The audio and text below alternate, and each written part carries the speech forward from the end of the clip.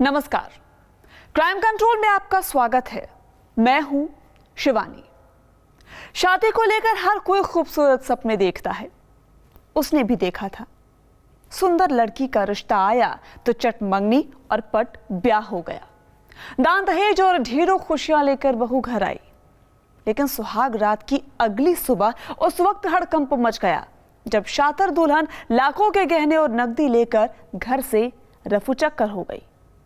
Crime control में आज हम लुटेरी दुल्हन की साजिश से पर्दा उठाएंगे, साथ ही दिखाएंगे अपराध की कुछ और अहम खबरें। बेटे की शादी हुई थी, दान दहेज भी खूब मिला था, लिहाजा परिवार खुशियों में मशगूल था। सभी नई नवेली दुल्हन का स्वागत करने में लगे थे। लेकिन किसे पता था कि ये खुशियां जल्द ही मायूसी में बदलने वाली हैं। परिवार जिस लड़की को बहू बनाकर लाया था वो तो लुटेरी दुल्हन निकली। सुहाग रात की रात पति को नींद की गोली खिलाकर वो गहने और नकदी लेकर रफूचक्कर हो गई। सनसनीखेज घटना गाजियाबाद की है। शादी में वरमाला के वक्त के इस वीडियो में सब कुछ ठीक दिख रहा है। लोग जश्न में डूबे हैं, लेकिन वीडियो में सामान्य से दिख रही इस दुल्हन का सच हैरान कर देगा।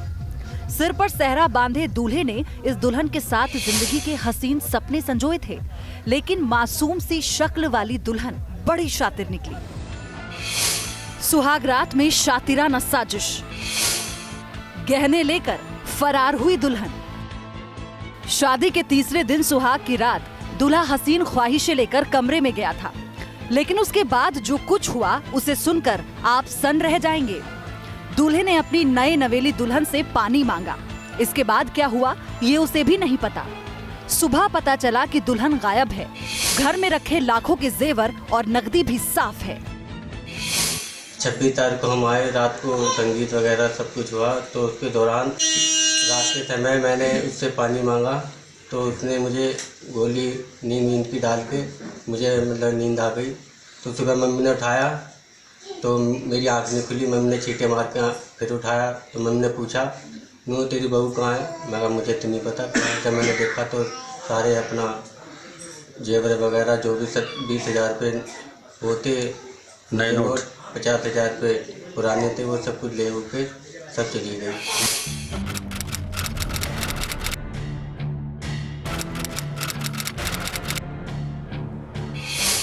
लुटेरी दुल्हन की ये साजिश मोदीनगर की है। यहाँ रहने वाले पंकज की शादी बीते 25 नवंबर को अलीगढ़ में हुई थी। भाभी की दूर के रिश्ते की बहन से उसने बड़े धूमधाम से शादी रचाई थी। दोनों परिवार शादी से बेहद खुश थे। 26 नवंबर को दुल्हन विदा होकर पति के घर आई। अगले दिन तमाम रस्मों रिवाज के बाद रात को सुहाग की सेज सजाई गई, लेकिन शातिर दुल्हन ने सारे ख्वाब चकनाचूर कर दिए।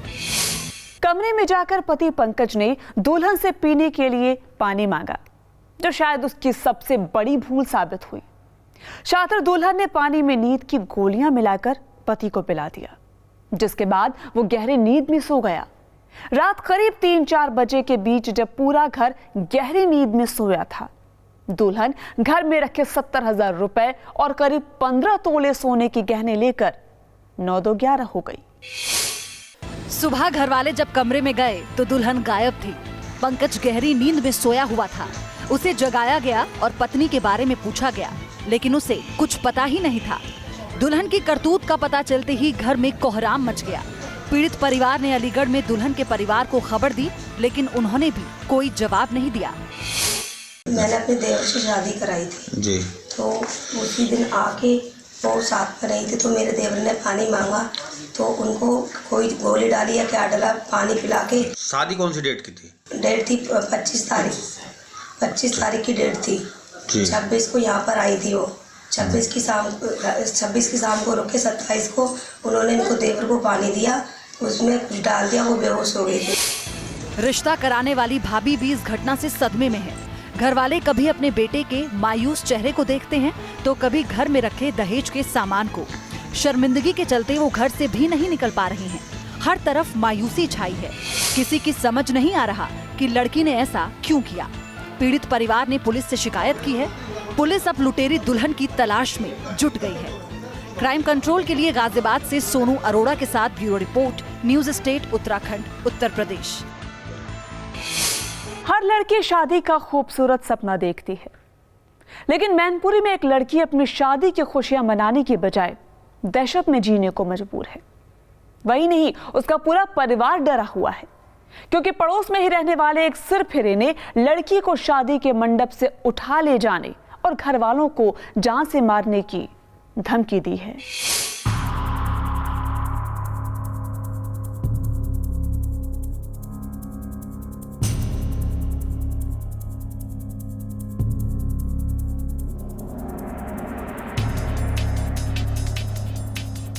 धुंधली सी तस्वीर में दिख रही इस लड़की की 1 दिसंबर को शादी है। घर में खुशी का माहौल होना चाहिए था। इसके हाथों में मेहंदी भी रची होनी चाहिए थी, लेकिन ऐसा कुछ नहीं है, क्योंकि ये लड़की और इसका परिवार एक सिरफिरे की धमकी से सहमा हुआ है। दबंग आरोपी ने लड़की को शादी के मंडप से उठा ले जाने और रेप करने की धमकी दी है। आरोपी की दबंगई ने शादी की खुशियों को दहशत में तब्दील कर दिया है। वो ये कह रहा है कि मतलब कि हम तुझे मंडप से उठा लेंगे, तेरा बलात्कार करेंगे, तेरे पति को मार देंगे। बहुत बदतमीजी करे। मेरे घर वालों मतलब उधर जाते हैं तो मम्मी पापा को गाली देता है, उधर निकलते हैं तो मतलब ट्रेन का कुछ लेता है, फिर मारने लगता है। ये कौन है, क्यों बदतमीजी कर रहा है? ये मुकेश है, पिंकी गाँव का गुंडा लग रहा है, सबको गाली देता, पूरे गाँव को शराब पी कर।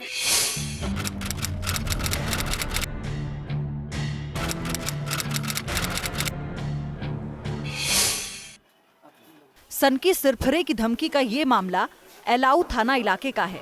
डरा सहमा परिवार शादी की तैयारियां करने के बजाय थाने के चक्कर काटने को मजबूर है। पीड़ित युवती के मुताबिक आरोपी युवक मुकेश घरवालों के साथ आए दिन मारपीट करता है।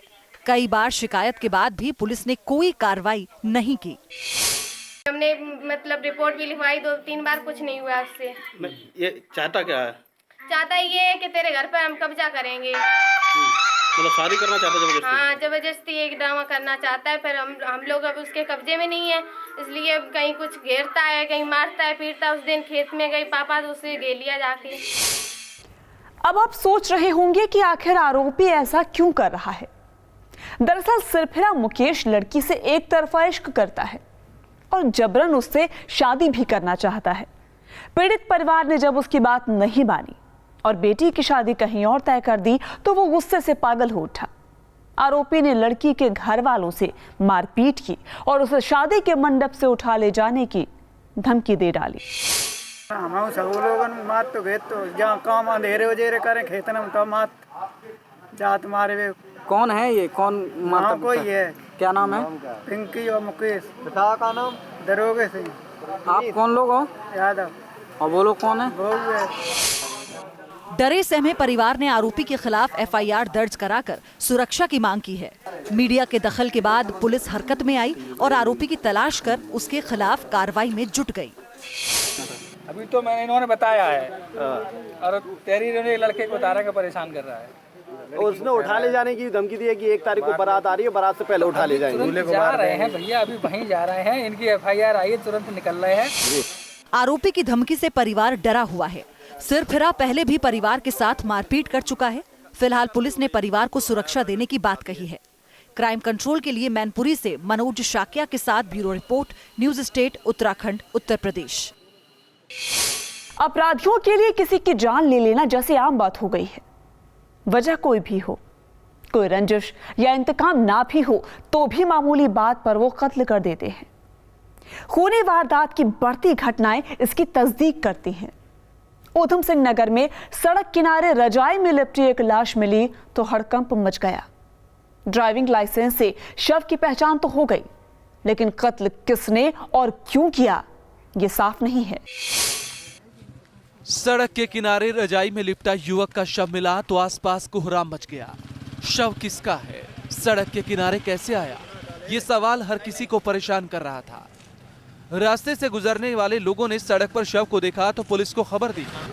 शव की हालत देखकर पहली नजर में यह साफ हो गया कि युवक की हत्या की गई है, लेकिन युवक कौन था और उसकी हत्या किसने की, इसका जवाब किसी के पास नहीं था। मौके पर पहुंची पुलिस ने शव की पड़ताल की तो जेब से ड्राइविंग लाइसेंस मिला, जिससे उसकी पहचान हुई।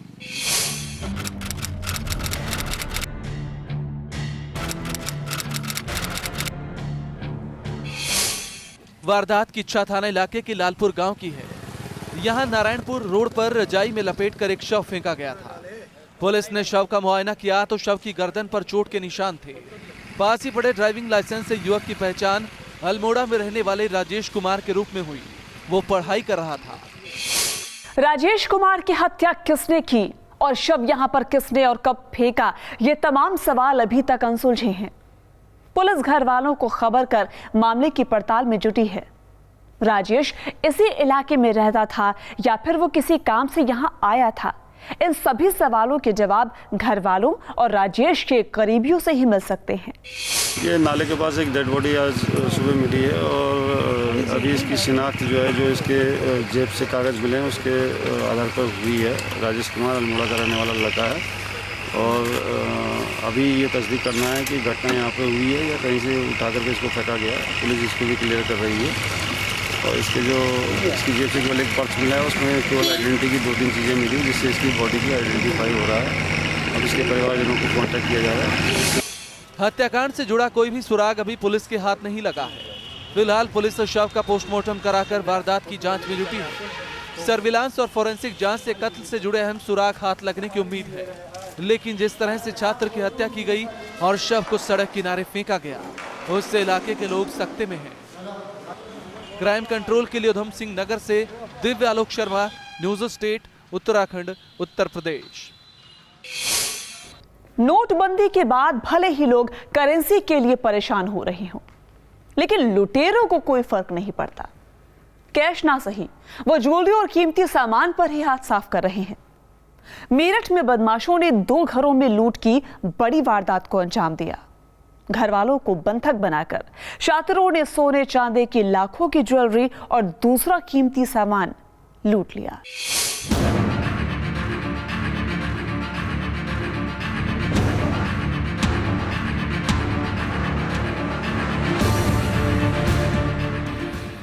घरों के अंदर बिखरा सामान और खौफजदा लोगों की भीड़।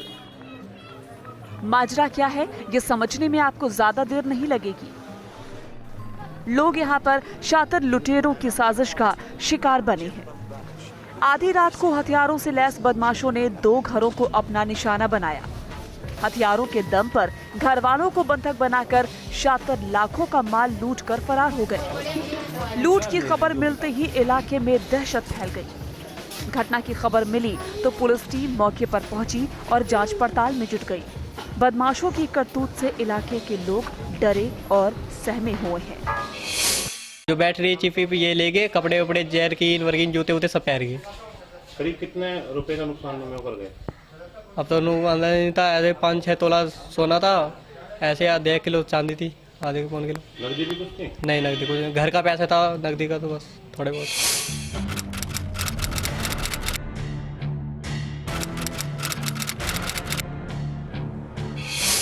लूट की वारदात सरूरपुर थाना इलाके के डाहर गांव की है। लोगों के मुताबिक रात में करीब 1 दर्जन हथियारबंद बदमाशों ने गांव में धावा बोला। शातिरों ने पहले शिव मंदिर के पास रहने वाले दूध कारोबारी महबूब के घर लूटपाट की, फिर उसके जरिए पड़ोसी अमजद के घर का दरवाजा खुलवाया, फिर उनके घर से भी नकदी और लाखों की ज्वेलरी लूटकर फरार हो गए। जो रात ऐसी लगभग 2:30 का टाइम था, तो बराबर वाले जो घर है ना हमारे यहाँ, उनकी छत पे से जो हमारी छत पे आए, आने के बाद में जो ऊपर लेटे हुए थे, गेट ऐसे ही खुला हुआ था। उन्होंने गेट खोला और जो मतलब जो सामान ले रहे थे पिस्टल वगैरह वो हमारे ऊपर लगा दिया। लगाने के बाद में फिर उन्होंने हमारे हाथ बांध दिए, फिर भी नीचे आए, जो कुछ नीचे लेटे हुए थे, फिर उनके भी ऐसे हमारी थ्रू आवाज़ मार के उनकी भी गेट खुलवा दी। मतलब पीड़ित लोगों का कहना है कि बदमाश छत के रास्ते घर में दाखिल हुए। पहले छत पर सो रहे शख्स को बंधक बनाया, फिर नीचे सो रहे लोगों को भी गन पॉइंट पर ले लिया। घर में रखी सोने चांदी की ज्वेलरी लूटने के बाद बदमाशों ने अमजद के जरिए ही पड़ोसी महबूब के घर का दरवाजा खुलवाया और उसके घर को लूट लिया। दोनों घरों से बदमाश करीब 2.5 लाख की नकदी और कई लाख की ज्वेलरी लूटकर फरार हो गए। फिर एक आदमी ऊपर आया, उनसे उन्होंने जो भी बातचीत की होगी और जो भी सामान था सभी लेके चले गए। कितना ले गए? कुछ कैश भी लिया? हाँ जी, कुछ कैश था, पर इसके बारे में मुझे पता नहीं है। जो ज्वेलरी वगैरह थी वो सब ले गए। एक साथ 2 घरों में लूट की वारदात से सनसनी मची हुई है। फॉरेंसिक टीम और सर्विलांस की मदद से पुलिस मामले की तफ्तीश में जुटी है। बदमाशों की धरपकड़ के लिए टीम लगाई गई है, लेकिन अभी तक शातिरों का कोई सुराग पुलिस के हाथ नहीं लगा है। क्राइम कंट्रोल के लिए मेरठ से अभिषेक के साथ bureau report, news state Uttarakhand Uttar Pradesh. Amethi में पुलिस ने 10,000 के इनामी शातिर को गिरफ्तार किया, जो पिछले 2 साल से वांछित चल रहा था और कई जिलों में लूट की बड़ी वारदात को अंजाम दे चुका था। इलाहाबाद एसटीएफ को आरोपी के खिलाफ अहम जानकारी मिली थी, जिसके बाद पुलिस टीम ने आरोपी को धर दबोचा।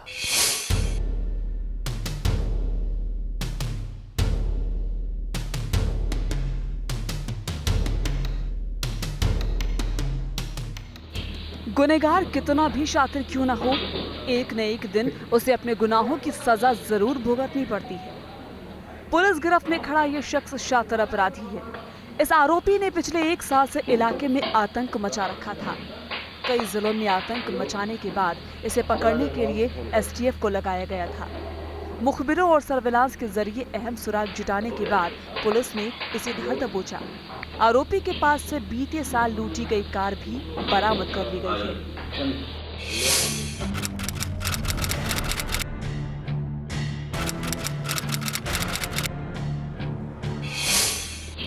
गिरफ्तार शातिर का नाम परवेज है और ये प्रतापगढ़ जिले के जेठवाड़ा थाना इलाके का रहने वाला है। एसटीएफ की खबर पर 10,000 के इनामी को पीपरपुल थाना इलाके के बजेठी मोड़ पर गिरफ्तार किया गया। पुलिस पिछले 1 साल से इस शातिर अपराधी को पकड़ने के लिए जाल बिछा रही थी। थाना पीपरपुर के अंतर्गत एक लूट हुई थी, इसमें एक अभियुक्त परवेज वांछित था। वो 10,000 का इनामी था। एसओ पीपरपुर ने उसे जो है कल शाम को गिरफ्तार किया है और उसको जेल भेजा जा रहा है। इस पर 4 मुकदमे हैं, 4 जनपदों से हैं, जो कि अंतर जनपदीय में कई जिलों में जो है इसने वारदात की है। पुलिस के मुताबिक परवेज के खिलाफ अमेठी, प्रतापगढ़ और फैजाबाद में लूट और हत्या के कई मामले दर्ज हैं। इसके अलावा शातिर ने पिछले साल जून में अपने साथियों के साथ एक कार भी लूटी थी। आरोपियों ने चालक को मारपीट कर वारदात को अंजाम दिया था। इस घटना के बाद से ही पुलिस परवेज को पकड़ने की कोशिश में लगी थी। और ये इनामी अपराधी था, तो इसके पीछे हम लोग लगे हुए थे, इन्फॉर्मेशन डेवलप कर रहे थे और इसको जो है पकड़ दिया गया। पुलिस का कहना है कि आरोपी किसी बड़ी वारदात को अंजाम देने की फिराक में था। शातिर अपराधी की गिरफ्तारी से पुलिस ने राहत की सांस ली है, क्योंकि आरोपी पिछले 1 साल से पुलिस के लिए सिरदर्द बना हुआ था। क्राइम कंट्रोल के लिए अमेठी से पप्पू पांडे के साथ bureau report, news state Uttarakhand Uttar Pradesh. Crime control में अब आपको दिखाते हैं अपराध की कुछ और अहम खबरें क्राइम टॉप 10 में।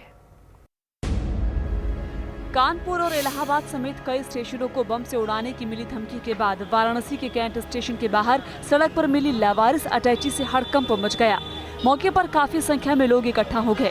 खबर मिलते ही पुलिस बम स्क्वाड टीम के साथ मौके पर पहुंची। स्क्वाड टीम ने अटैची की जांच की, लेकिन गनीमत ये रही कि अटैची में बम नहीं मिला। अटैची से कुछ कपड़े और कागजात मिले। अटैची से रामदयाल कुंवर का वोटर आई कार्ड भी मिला, जिस पर दिल्ली का पता था। आशंका जताई जा रही है कि किसी चोर ने अटैची को चुराने के बाद स्टेशन के बाहर छोड़ दिया होगा।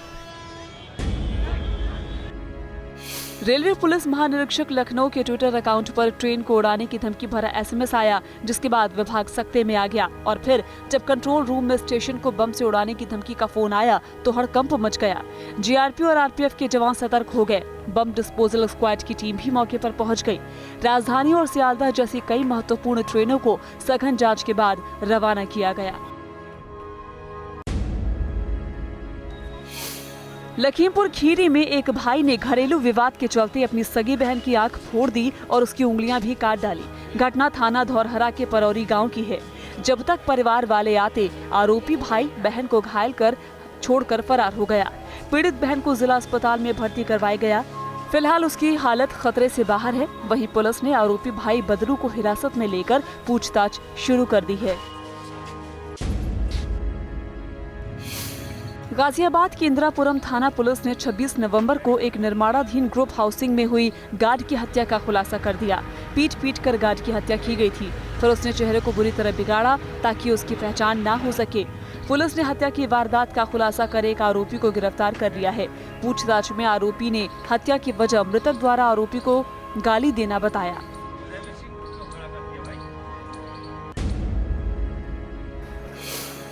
मैनपुरी में पुलिस ने बलात्कार पीड़ित पक्ष के ही लोगों के खिलाफ केस दर्ज कर 4 लोगों को जेल भेज दिया, जबकि आरोपियों पर अभी तक कोई कार्रवाई नहीं की गई। 24 अक्टूबर को पीड़ित लड़की ने 2 लड़कों पर रेप का आरोप लगाया। पुलिस ने पीड़ित परिवार पर दबाव बनाकर सिर्फ एक आरोपी का नाम लिखा। बाद में कोर्ट में हुए बयान के आधार पर दोनों आरोपियों के नाम केस में शामिल किए गए, लेकिन पुलिस ने आरोपियों से मिलकर रेप पीड़ित पक्ष के ही 4 लोगों के खिलाफ केस दर्ज कर उन्हें गिरफ्तार कर जेल भेज दिया। जौनपुर के शाहगंज कोतवाली के बैंक ऑफ महाराष्ट्र के सामने खड़ी बाइक को चोर बड़े आराम से उड़ाकर चलते बने।